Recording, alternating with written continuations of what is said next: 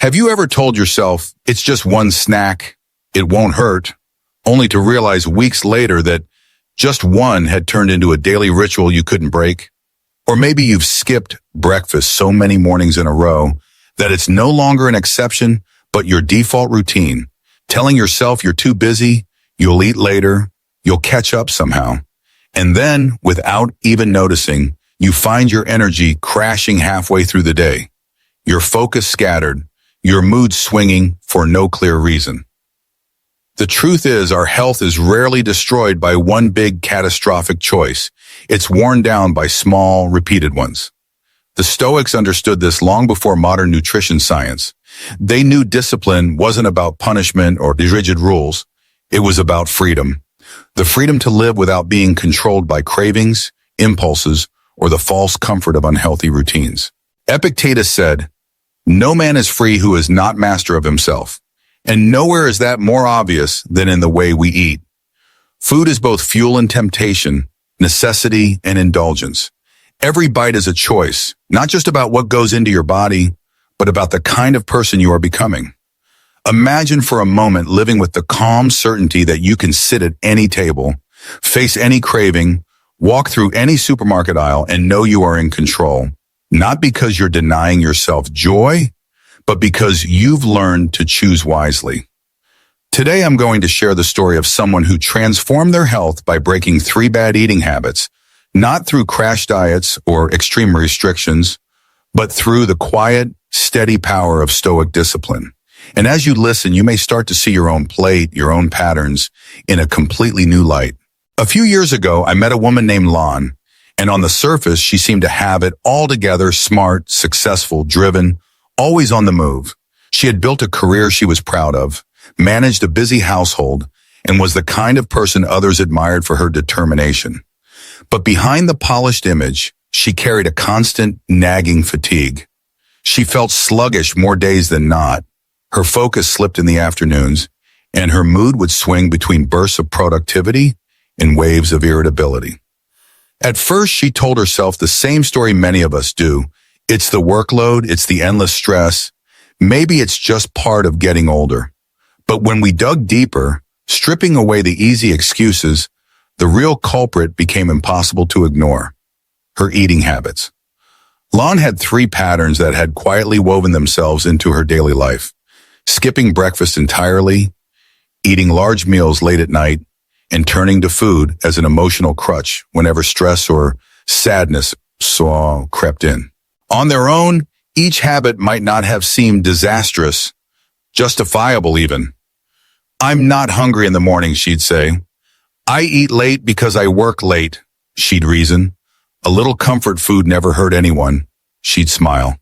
But together, these choices were draining her energy like a slow leak in a tire, leaving her running on empty more often than she realized. It wasn't that Lon didn't care about her health. She did. She just lived on autopilot, making small choices without thinking, unaware of the compounding cost. And that's the dangerous thing about bad habits. They rarely announce themselves loudly. They just quietly erode your foundation until you wake up one day and wonder why you're so far from where you want to be.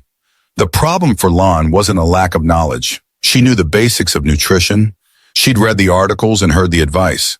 What she lacked was awareness in the moment and the self-control to choose differently. And that's where Stoic thinking entered the picture. Stoicism didn't tell her what to eat or when to eat. It gave her the mental tools to pause, to observe herself without judgment, and to take back control from the impulses and routines that had been running her life.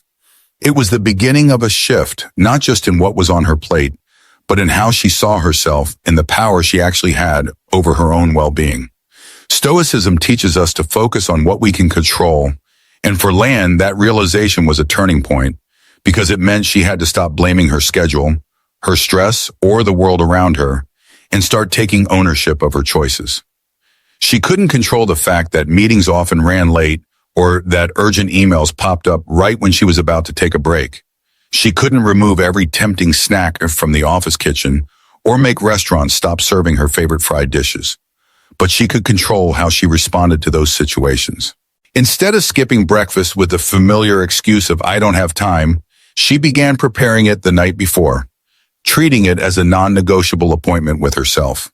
Instead of mindlessly eating at midnight just because she felt bored, lonely, or stressed, she set a hard cutoff for her last meal of the day, then built a simple bedtime routine that didn't revolve around food.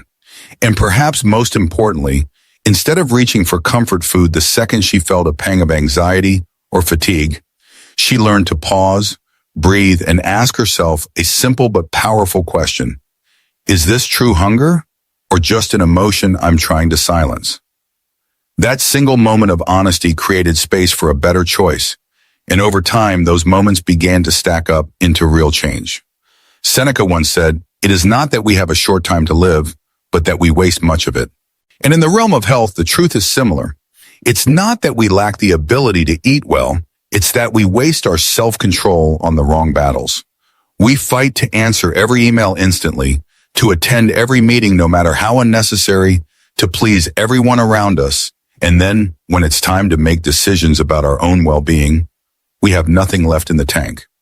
Lan began to understand that protecting her self-control was just as important as protecting her time, and that by directing it toward the choices that actually mattered, like when and how she fueled her body, she was investing in a foundation of energy and focus that made everything else in her life easier.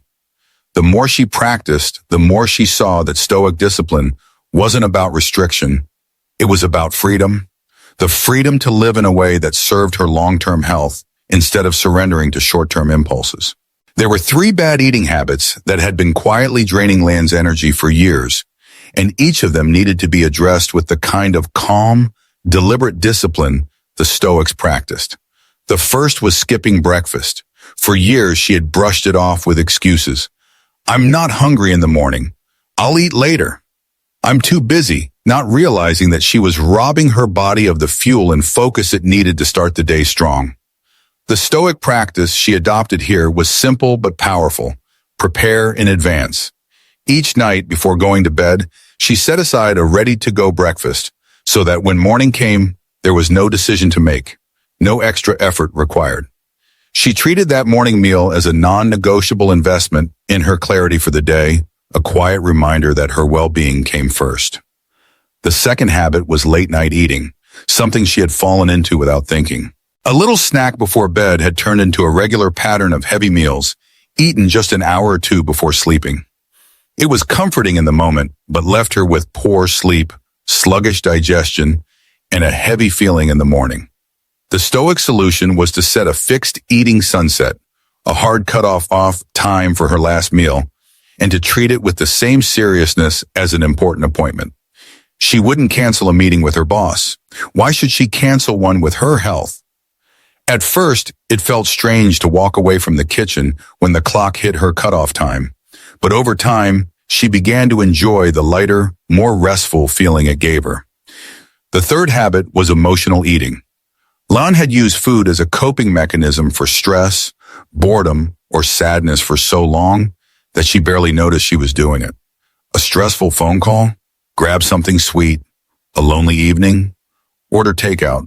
The food didn't actually solve the feeling, it just covered it for a while. This was where Stoicism made one of its deepest impacts on her life. The practice was to pause before eating and label what she was feeling. If it wasn't hunger, if it was anxiety, fatigue, or loneliness, she would choose another way to respond. Take a walk, breathe deeply for a few minutes, or write in her journal. At first, these moments felt awkward, like she was denying herself something she wanted.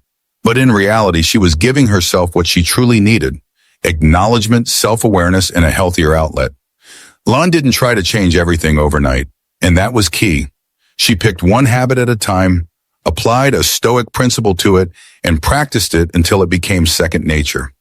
There were days she slipped up, of course, but Stoic discipline reminded her that a single setback was just a moment, not a failure. Each time she returned to her chosen practice, she reinforced not just a new habit, but a new identity.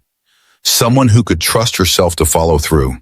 Someone who made choices from reason rather than impulse. Over time, these small, consistent acts built something much bigger than the habits themselves. They built a sense of mastery over her own life. And that mastery rippled out into every area, from her energy levels to her confidence, to the way she carried herself in the world. 3 months later, Lon's energy was back in a way she hadn't felt in years. She no longer dreaded that 3 p.m. crash where her body seemed to shut down and her mind turned foggy.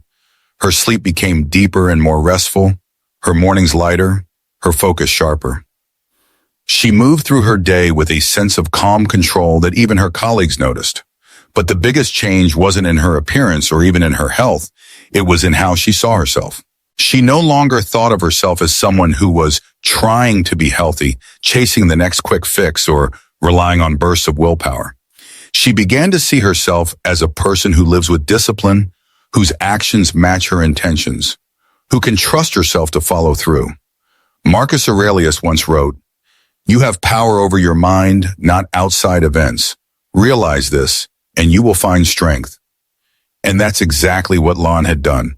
She stopped trying to control everything around her and took control of the one thing she truly could, her own choices. Your eating habits are not dictated by your schedule, your cravings, or your stress. They are within your control. And when you master them, you don't just improve your diet, you master your energy, your focus, and ultimately, your future. The question is, will you keep letting bad habits make those choices for you, running your life in the background without your permission? Or will you decide right here and now that you're the one who gets to choose? It doesn't have to be a massive overhaul. It starts small. Choose one meal to reclaim, one habit to replace, one moment to pause and decide with intention instead of impulse. That single choice is the first step toward the freedom and strength you've been looking for. Start today.